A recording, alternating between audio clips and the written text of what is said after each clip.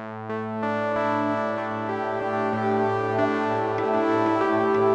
Stephen, thank you for taking time out of your busy schedule to talk with us today on representing Ceres and some really complex issues I look forward to digging into with you.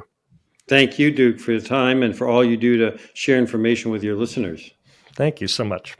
So this is a topic that I would not claim to be expert in, and probably that would be true of many of our audience members, but it's really important and super complex. How do we address the long time spans associated with climate change and what we need to do with them? And then the often short-term thinking around finance and funding and Wall Street and other things that Ceres digs into. So how to reconcile those two things will be a fascinating conversation, I'm sure. Before we get into it, tell us a little bit about your background and Ceres, which has taken on this challenge of trying to negotiate these two things. So thank you. Great questions. So Ceres is a nonprofit organization. We're in our 35th year of service. We have a few hundred employees all over the place, and we focus on the sustainability of business. Our basic idea is that if you want a company or an investor to be sustainable over the long term, not just over the next quarter, but quarter century, that you have to think about the risks and opportunities. And we're facing, whether it be water risks, again, in Arizona or across the country, or climate or flooding or fires or heat, that those problems are only getting worse. There are also enormous opportunities in terms of growth, and that we have to think about that. So we believe that companies should be sustainable, and sustainable has a double meaning of financially sustainable and sustainable from a climate perspective. And we work with investors. Our investors represent about $45 trillion of assets under management, several hundred investors. Work with some of the largest companies, work on policy and regulatory issues at the state level, federal level, and international level.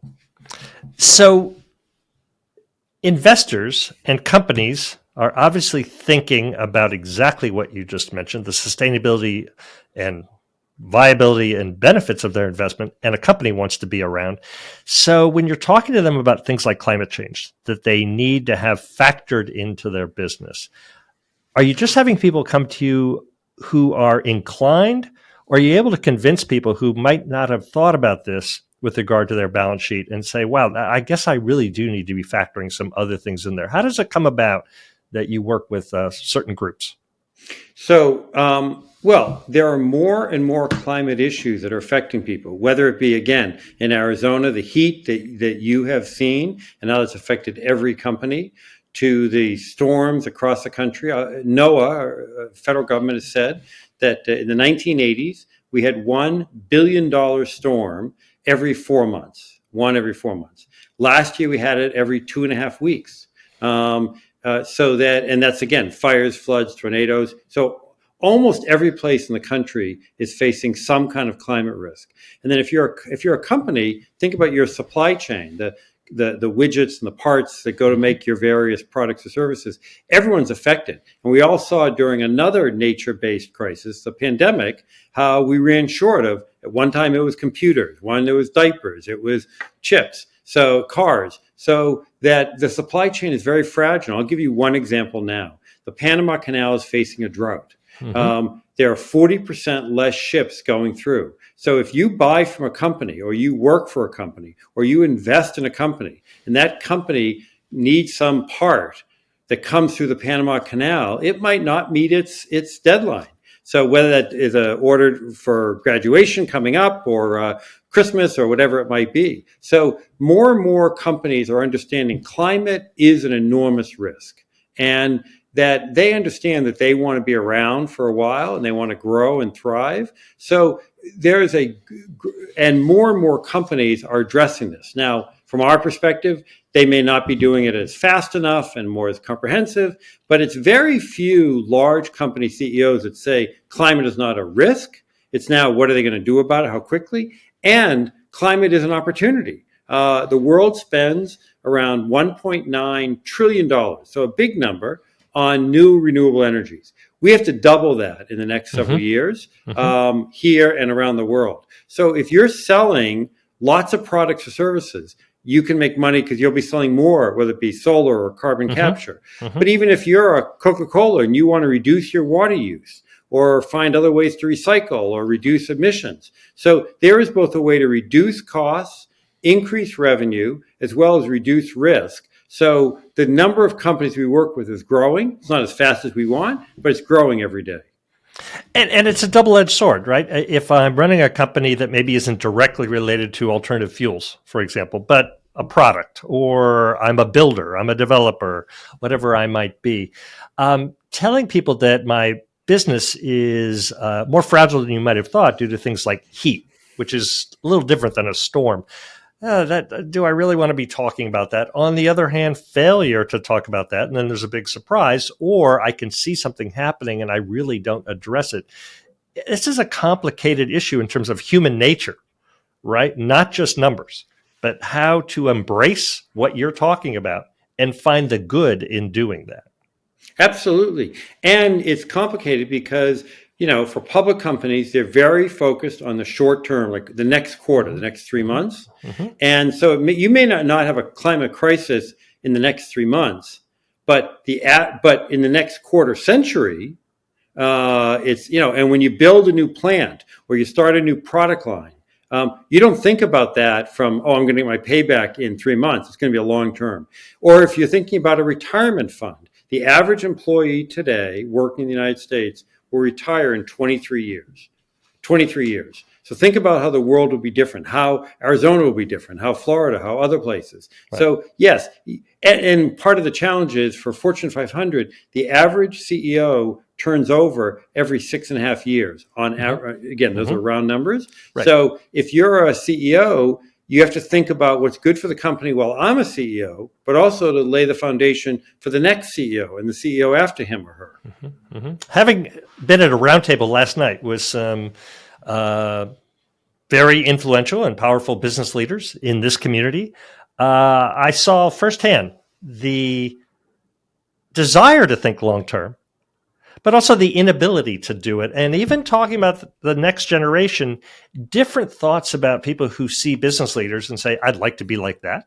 And so looking pretty much as business is being done now versus other young people who are thinking much longer term or what they're inheriting and wanting to absolutely change that business model. So this isn't easy. And I really appreciate what Series does to try to bring these topics to the fore.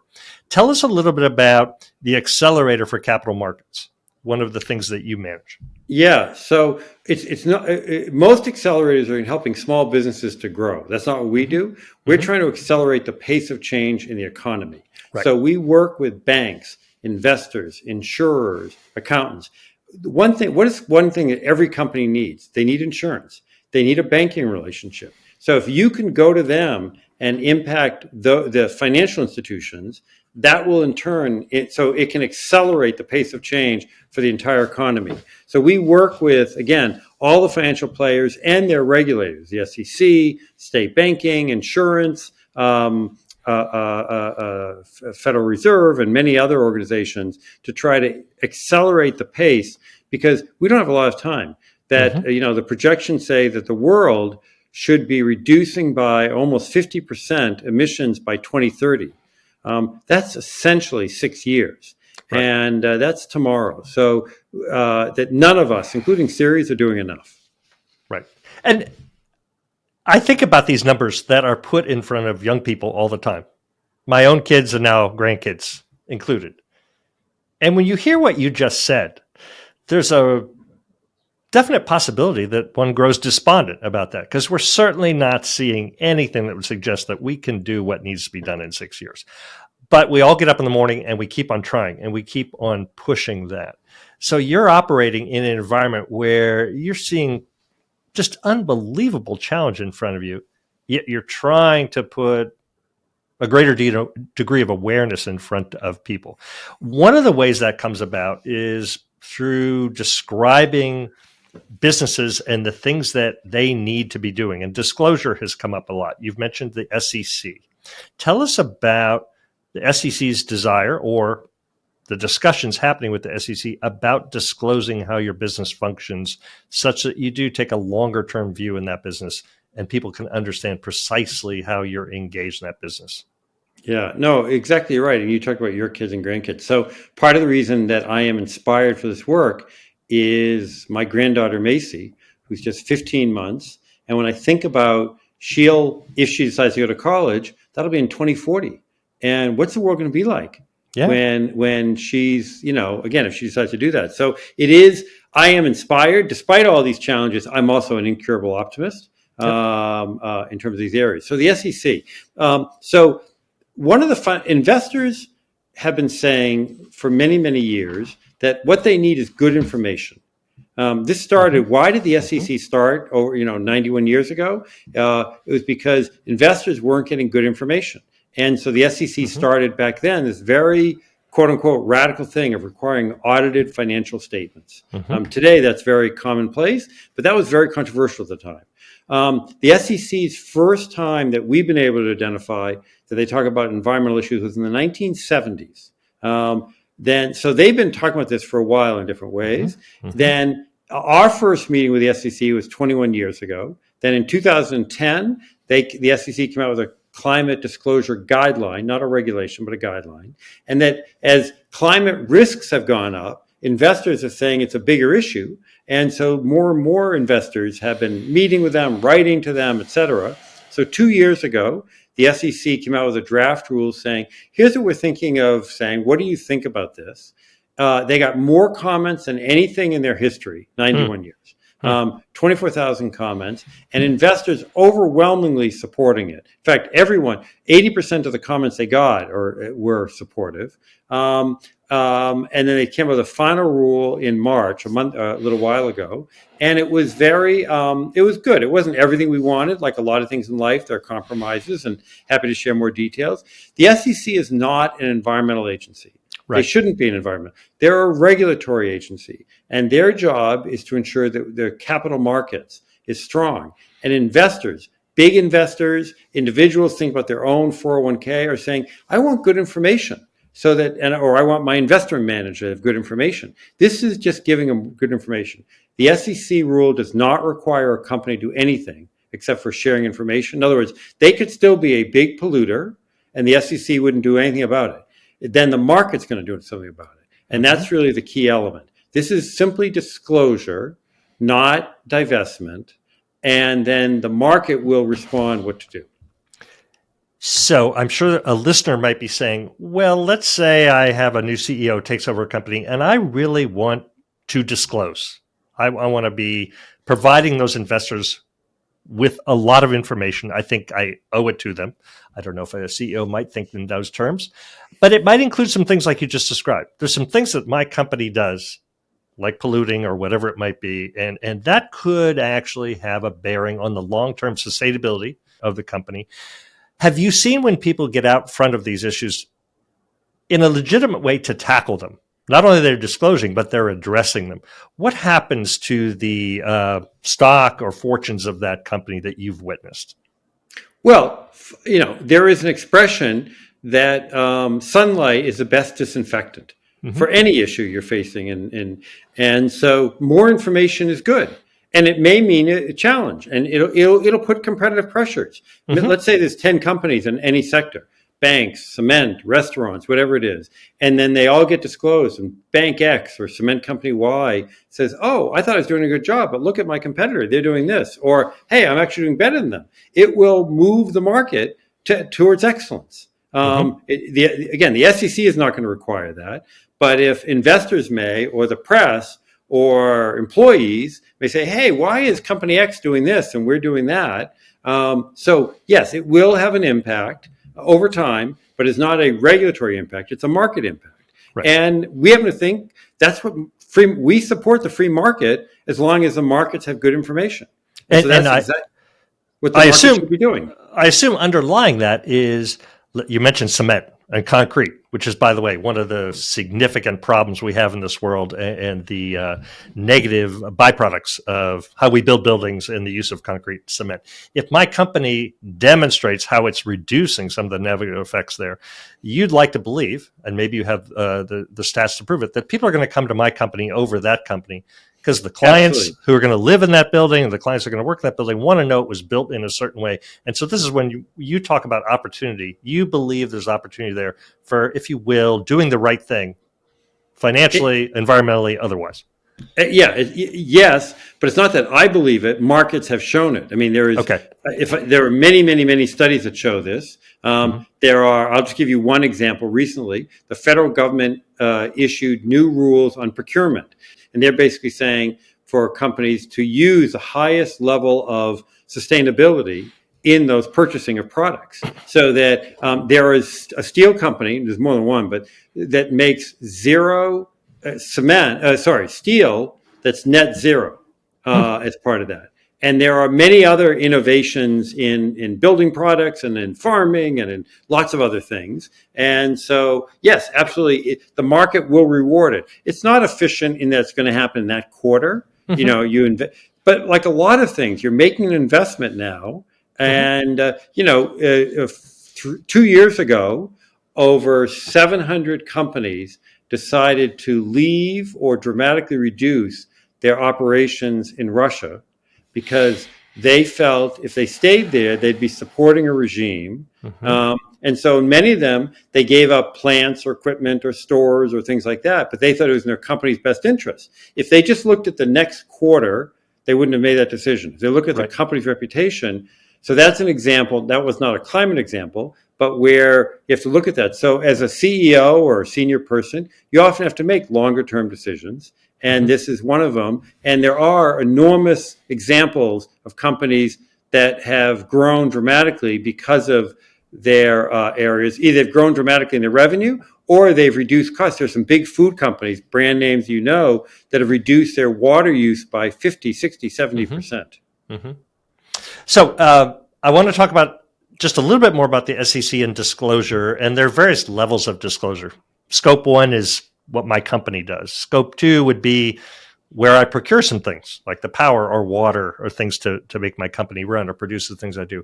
And then Scope 3 would be my sub-consultants or contractors and how they behave or how they perform.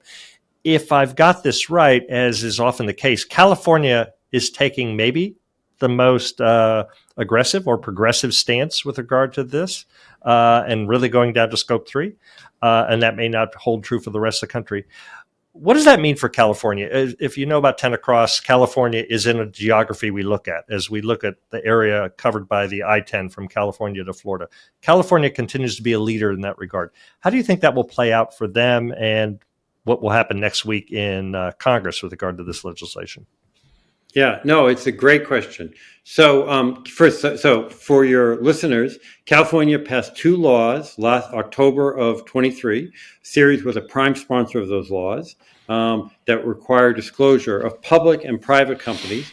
In one law, it's for the companies with $1 billion of revenue. Another, it's $500 million. So I'm happy to get into the details, but generally speaking, but it covers companies across the United States. So it's not just companies headquartered in California. Okay. If you're headquartered in Arizona or Florida or Massachusetts or anyplace else, if you're doing business in California, and because California is such a large market, if it were its own country, it'd be the fifth largest in the world.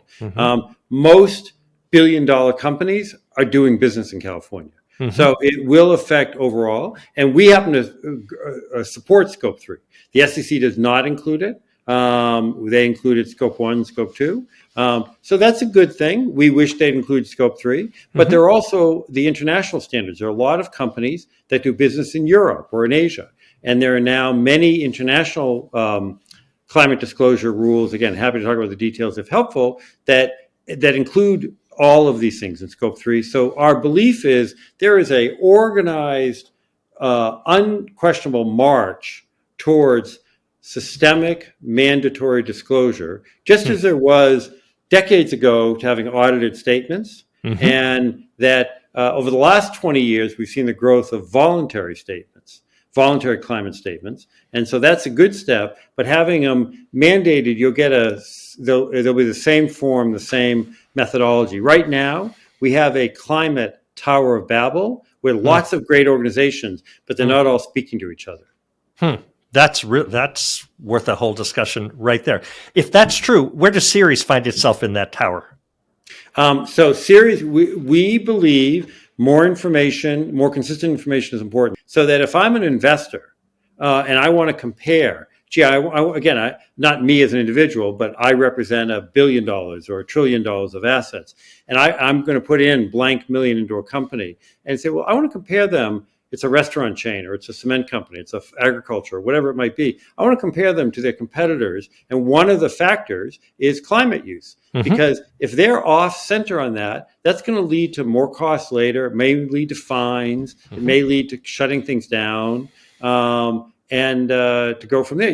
And there was a big food company, that sells sodas and drinks, that opened a plant in India, and they couldn't get enough water. So after building the plants, they had to close them. So that's a business risk, but it's also a environmental risk. The Panama Canal stuff is a business risk and a climate. If you're in Southern California, I talked to a company recently in a visit there, they couldn't get a building permit for a big manufacturing facility because they couldn't get a water hookup. Because they couldn't get the water hookup, they had to turn away customers because they couldn't build their particular widget that they made. So more and more investors and large companies are saying they want consistent information. You can imagine in this part of the country, like we were talking about before we got on the broadcast, we're in Arizona. Obviously, water is precious out here. Yet we've got the 5th largest city in the country emerging from the desert. It's dependent on infrastructure that moves water from the Colorado River, or maybe ground pumping of groundwater, pumping of groundwater. And businesses are asking very hard questions about this. And yet we are building some enormous plants, and along with water recycling that goes along with them, and a variety of other things. So this is a question that's top of mind out here. Another is insurance. And we were talking about California. And if you look at the ten across geography, we've not only got California, we have Florida, we have Louisiana, and other places that are on the tip of the spear with regard to insurance companies saying, this is just too difficult, and moving out, and reinsurers questioning that. And I know with regard to disclosure, it's one of the things you've focused on, because these companies are in the business of understanding risk. They have a lot of data. They have to. It is their business.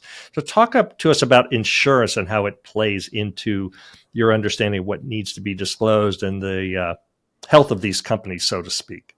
Yeah, it's a great question. So first is, as I said earlier, every company needs insurance. Every homeowner needs insurance. So if you can't get insurance, you can't get a mortgage. You can't rent a car. You can't start a business. So it's critical to everybody. And there are millions of people who can't get insurance who literally a year ago or 2 years ago could. It's happening mostly in California, Louisiana, and Florida. But I know an insurer that in Massachusetts won't insure on Cape Cod.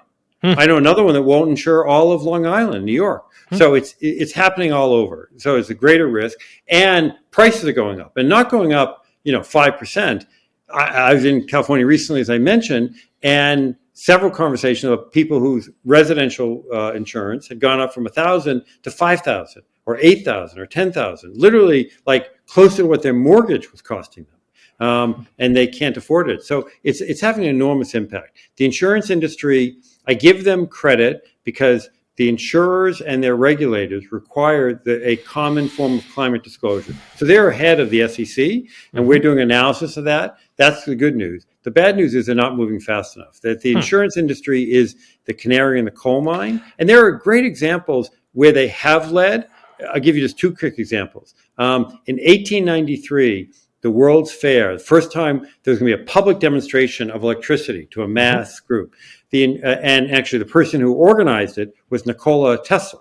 We now know from a different context. Right. So a few insurers went out to Chicago to look at this. And they came back and they had a decision to make. They could have said, we're not going to insure any house with electricity. Now that sounds like a ridiculous statement. But today they're saying they're not going to insure houses that are subject to floods. So in some cases, they could have said that. Or what they did say is, we insurers are going to work with others, and they started Underwriter Lab, a certification process to ensure safe electricity. So that was a great example where the insurance industry, they didn't think it was best for them in the next quarter, but over the next generation or several generations. The same if you look at the push for seatbelts. Why did seatbelts? Insurers pushed for it. I mean, not only, but insurers. I'm oversimplifying, but they were a big push. So there are some examples where they've really pushed for safety, Building codes is another area where they've been a big. On climate, it's not happening yet as broadly as it needs to. So we hope there's a lot more leadership because insurers are, as I say, the tip of the spear.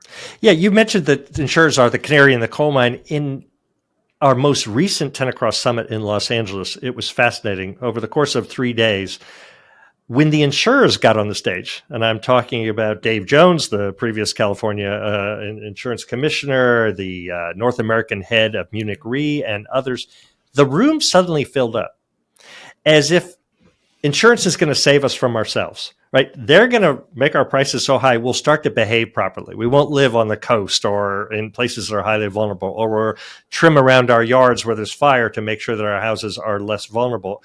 And people really want to hear from insurance because their business is understanding risk.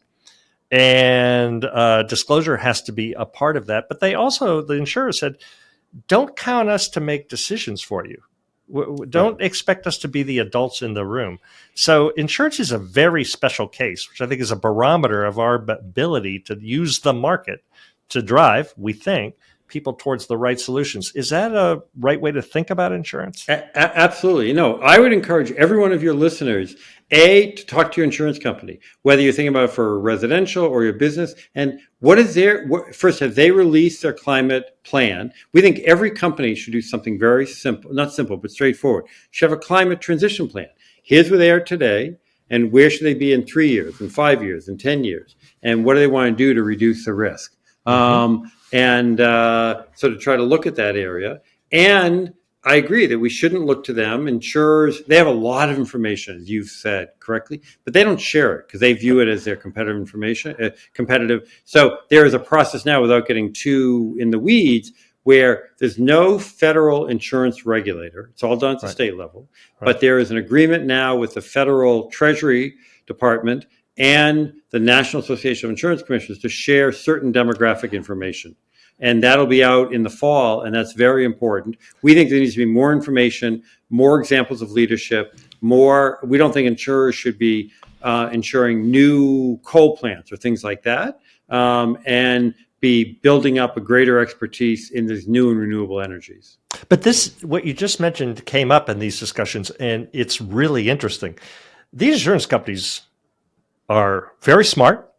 They have a lot of technology that they're using to gather information, both hardware, scanning landscapes or things where they insure certain things, and obviously all kinds of data analytics. And thus they have a knowledge about the future to some extent and why they will or won't do business in a certain area. And it would be great if we all had that information. But as you point out, it's a competitive environment. And if I've done a lot of work to gather this information, which advantages me as a company to know how to place my bets, let's put it that way, why would I share that with everybody? Yet we could all use it and like to know if we're in a vulnerable situation. So how do you think that turns out? Because it's a complicated question. That's why, again, I go back to the World's Fair of 1893. That was an example where if an insurer said, I'm just going to look at what's good for me. In the next 3 months, I'm not going to insure a house with electricity. There's that new technology, there are new standards, houses are going to burn down, my rates are going to go up. But they said, no, in fact, in the long run, that's better for society, having electricity in homes. So let's figure out how to make it safer. So they then helped to start Underwriters Lab. Today, there is more that they could do. And again, there are some great leaders in the insurance industry. I don't want to say, and there's some great pilot programs. There's a roof hardening program in Alabama. And there are some other great things happening, but it all needs to ramp up, needs to accelerate a lot faster. And they should take the examples of the leadership they did with seatbelts, with building codes, with electricity, and look at it today. And we need to do more, faster, bigger. So more, faster, bigger sounds great. I live in Arizona. I saw a bill in the legislature that passed through committee and part of the legislature that was, at first I thought it was a caricature of what we need to do. It was holding back progress on many of the things, anything that a public institution might do to help to reduce the increasing heat in this area or address CO2 in the air or other things. And so it was an example of living in the divided times that we find ourselves. And so you're pushing, and you're an optimist. You declared that, I am too. We want good things to happen. but we live in really a fraught period with regard to the role of government and things that three-letter words that provoke some interest, like ESG or DEI or others. So in the face of that, how does Ceres look at the world in which you're operating and how you can be most effective and maybe win over a few people in the process, but certainly sound like you are aware that people have a different opinion? No, I think it's very important. So first is we did some extensive polling a year and a half ago on kind of what do people think about ESG. And the fact is that 75% of the public don't know what that means. And of those who do know, more are negative than positive, just because of the acronym. But then the pollster said, okay, let's go a little deeper. Do you think companies should be profitable and care about water use? Profitable and care about their employees, about diversity, about climate, about the future, about the community? In all of those questions, over 85, 90%, Democrats and Republicans, all were supportive.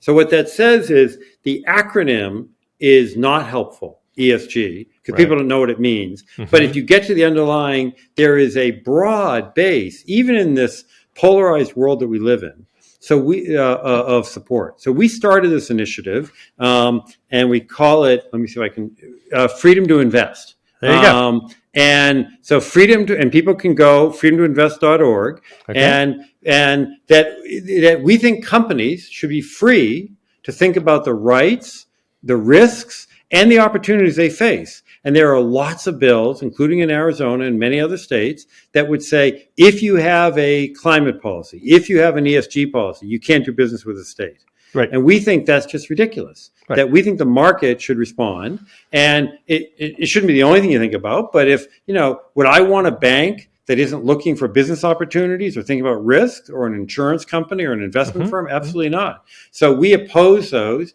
and we work with other people through the Freedom to Invest Coalition, and have done research and many other things, happy to share, that most of those bills have actually gone down to defeat. And or vice versa, a state that might be commenting on a company that's carrying forward some of these ideas and saying, we're just not going to do business with you the other way around. But I think there's a perception around these terms that you mentioned, if you poll people, would you like to see a company doing the right thing and also being profitable? I'm not surprised that 90% of people would want that. I think there might be an underlying assumption that profitability and doing some of these things are exclusive, and they're going to be more costly, and that's going to hit me in the pocketbook or whatever. I think that might be part of the perception. Fair? Yeah. Well, again, part of it depends on whether you're looking in the next 3 months or longer term. But in the next 3 months, could you get by with stealing from the government? Sure, you might be able to, but it'll come back and bite you. 35 years ago, Exxon decided to use single hull tankers, not double hull. In the short term, that costs them a lot less, single hull versus double hull. But we unfortunately all know the Exxon Valdez and the devastation to the environment, but also the devastation to the Exxon share price. So if all you care about is just, I care about my share price, then you want to think long term as part of that. And so I will push back on anyone who says they're in conflict. Again, I want to think that the products I buy, the company I work for, the company I invest in, is thinking long term. And thus my comments at the very beginning of our conversation. What you all do at Ceres is about trying to cause us to think in time segments that make sense for the longer haul. And you're up against those. I'll hear about today's stock market reports, and how things happen by the day, by the hour. And of course, there's trading out there that's in almost milliseconds. You're up against the way a lot of people in their businesses think about time. And you're asking for them to stand back from that and look at the bigger picture. Yes. Yeah, we are asking them to look at the bigger picture, but they also, when Mother Nature doesn't, when there's a fire or you have excessive heat or floods, they don't care what party you're at. Right. They don't care whether you're a big company or a small company. And what we do know is, if you just take Katrina as an example, that it hurts everyone, but it hurts people who are not prepared and low and moderate income the most. And so as a society, we have to be prepared. Last year in the United States alone, this is not in an emerging, in the United States, 2.5 million people were forced to move because of climate issues. That was last year. So this is not I have to worry about this just for my granddaughter kind of thing. This is a tomorrow issue. 60% of the country have faced a climate emergency. In your case, it's heat. In other places, it's fire, flood, tornado, et cetera, in the last few years. And that number is just growing and growing and growing. The Tenor Cross project is built on everything you just said. I'm a product of New Orleans and witnessing Katrina, and that's where climate refugees are emerging in Louisiana. This is happening now. Yeah, this is not the future, and you're absolutely right. And thus, how do we think in timeframes that reflect that, where we are and where we'd like to see our grandkids and their kids in the future? But you also pointed out something. There is an equity component, a well-being component about who is most impacted by all of this. And those of means and companies that can do certain things are operating in sometimes a different sphere. For the work of Ceres, surely you point out who the folks are that are going to be most impacted by the future impacts of climate change and also the decisions we're making. How does that work into your... Climate justice, you can't have a change without thinking about justice issues. I mean, I'll give you an example. So 40% of the country do not have an extra $400 to spend. So if they had a surprise bill, they couldn't do it. So if my insurance went up $1,000, I wouldn't like it, but I could afford to pay for it. For other people, it means they literally would go uninsured. Right. Or they would cut it back so much and so then when a crisis hits, again, I'm protected because I've paid that higher premium. 40% of the country are not. So there are I'll give you an example. Most people, there was a survey done that most people think their insurance covers them for flood. They think it's part of the base. Well, in fact, with a few exceptions, every insurance you need a rider. So you need to get special flood insurance. So 4% of the nation has flood insurance, 4%. It's estimated that close to 30% should have flood insurance. Right. And again, if you're working 2 jobs or English as a second language or other challenges, you're not going to have time to look at your insurance policy. I mean, I don't have time to look at, most people don't have time to look at insurance and say, okay, does this cover flood and what is in there? And so just you're dealing with the day-to-day stuff. So we believe very strongly in climate justice, and we're doing a variety of things with the banking sector and the insurance and others to deal with underserved populations. Right. Great. One last thing before we close out. There have been some red flags raised by various people in the banking sector, some of the biggest banks in the country, and or other commentators about the national debt. And maybe that includes some spending on infrastructure that we've been doing of late, which could address some climate change impact. Is Ceres and yourself look at the debt in this country and some of the topics you're talking about? How do those two things impact each other? Sure. We have to be aware of it, but you have to look at each investment opportunity. I mean, I'll take the Inflation Reduction Act, for example, which is the largest commitment to address climate issues ever, not just in this country, but around the world. And 3 things. First, that will have a leverage of the private sector many, many times. So every dollar invested will get second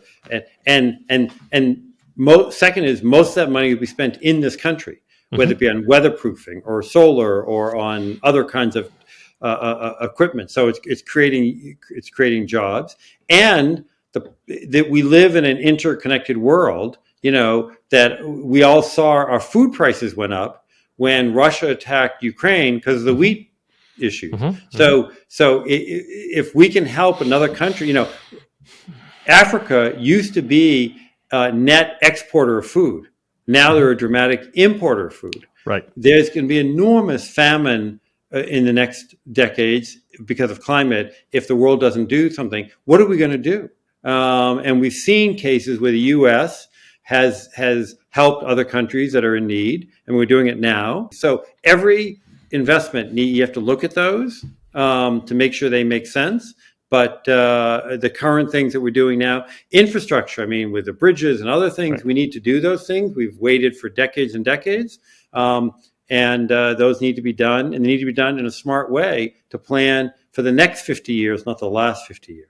And that infrastructure includes a major address to things like water out here, energy Exactly. transmission across the country. It's not just roads and bridges, it's other things, and even intangibles like broadband and things like that. So we mentioned at the beginning that 2030 wasn't that far away, and you were doing some calculations on your grandkids. I've done the same thing. Our grandkids are the same age, and you imagine where they are when they're college going. So Ceres has a roadmap for 2030, which, as you point out, 6 years is not much, but at least it's out there, and I'm sure you have plans beyond that. Tell us, when you decided to put 2030 together, the roadmap for your company, how you went about that, the things that are in that document that you expect, or your aspirations for what you'll see in 2030 and beyond, and that kind of forward thinking. So no, I appreciate it. So we have two versions. We have one for big companies and one for medium and small. So the medium and small is it's Roadmap 360, and the other one is Roadmap 2030. But it's the same idea. It's basically saying we think every company, as I said earlier, should have a plan. Not a very radical idea. And as part of your plan, you should think about climate risks and opportunities. So what are you facing? First, do an inventory. What are your risks today? Mm-hmm. Where do you think those are going to be in 3 years and 5 years? Because if you think of just 2050, well, that's several CEOs from now. Mm-hmm. And you could say, then I'm not going to worry about till 2045 kind of thing. We can't afford to wait. Yesterday is literally tomorrow is too late. So everyone needs to be doing things. And a lot of these are long-term investments. Company builds a plant today, they're going to want that plant to be operating 20, 40, 50 years. Mm-hmm. So, and the roadmap 360 is it's on the website, and encourage people to take a look at it. It's free. And at least for most of it, there's a paid version later on, but for free. And there's some basic tools. How do you want to think about your board structure? How do you want to think about your procurement? Do you have a climate official? What kind of disclosure do you have? What are you doing on policy and advocacy? So we have a variety of tips there to help people put together their plan.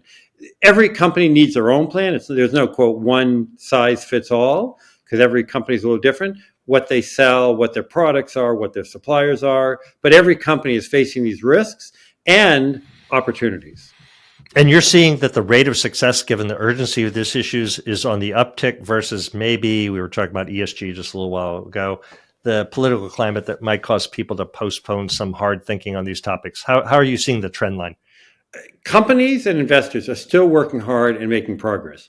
Because of some of the politicization of this, they may not be talking about it as much. They may not be issuing as many press releases saying, I'm doing this or I'm doing that.